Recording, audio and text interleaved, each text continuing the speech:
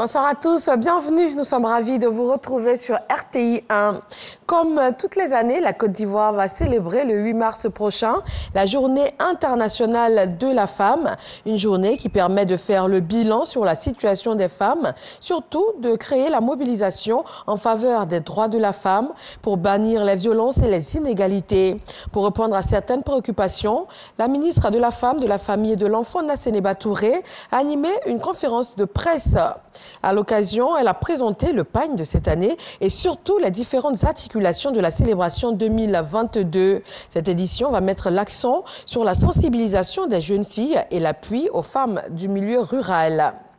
La coopération japonaise vient de boucler une formation en production de riz à Grand-Laou. Cette session de formation a duré du 24 janvier au 4 février et elle a visé à développer la filière du riz local. L'objectif principal a été d'apprendre aux auditeurs à maîtriser les usages de la moissonneuse batteuse.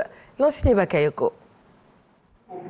Cette formation, suivie par une dizaine de petites et moyennes entreprises évoluant dans le riz local, se déroule au centre de mécanisation de Grand-Laou et est orientée vers la mini-moissonneuse batteuse. Un engin motorisé qui vient résoudre les problèmes de main-d'œuvre, de pénibilité du travail manuel, de faible rendement des cultures après récolte, mais aussi de difficultés d'accès aux champs avec les engins lourds.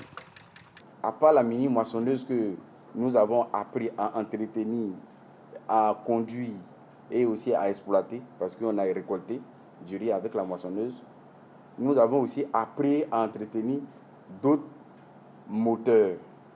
Avec un taux de perte totale inférieur à 3%, ainsi qu'un ratio des impuretés inférieur à 10%, cette machine facilite le travail par 3 opérations distinctes: la coupe, le battage, puis le vannage.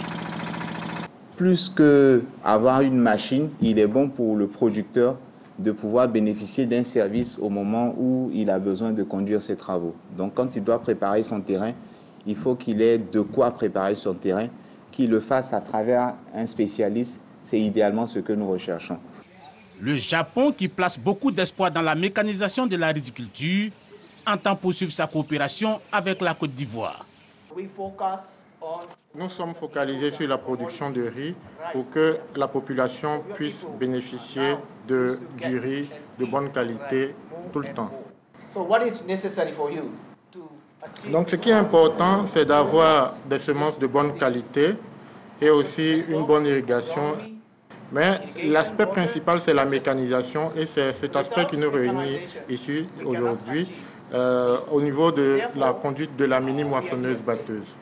To support the training of this mini combine harvester.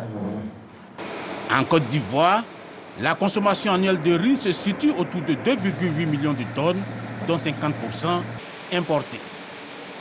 La Côte d'Ivoire, le climat des affaires s'est amélioré ces dernières années en Guinée et nombreux sont les investisseurs ivoiriens qui ont choisi ce pays pour chercher fortune. On les retrouve aussi bien dans l'immobilier, la construction que dans la distribution, l'éducation ou dans les petits métiers tels que la coiffure ou la restauration. Ils apportent leur touche au monde des affaires dans ce pays frontalier à la Côte d'Ivoire. Nos reporters ont fait une incursion dans cette communauté ivoirienne en Guinée entre intégration réussie et succès story. Certains parmi eux ne font pas mystère de leur désir de retourner en Côte d'Ivoire afin de mettre leurs acquis et compétences au service de la mère patrie. Nous en parlons dans le dossier EcoPlus à 20h.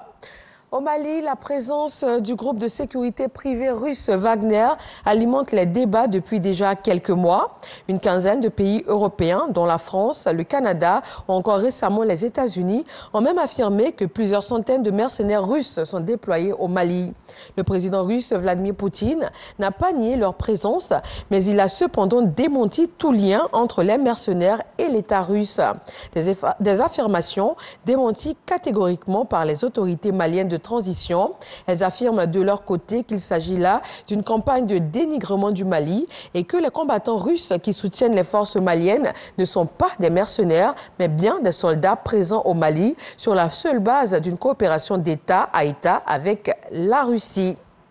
Après un entretien avec Vladimir Poutine à Moscou lundi soir, le chef de l'État français, Emmanuel Macron, marque un arrêt à Kiev, en Ukraine.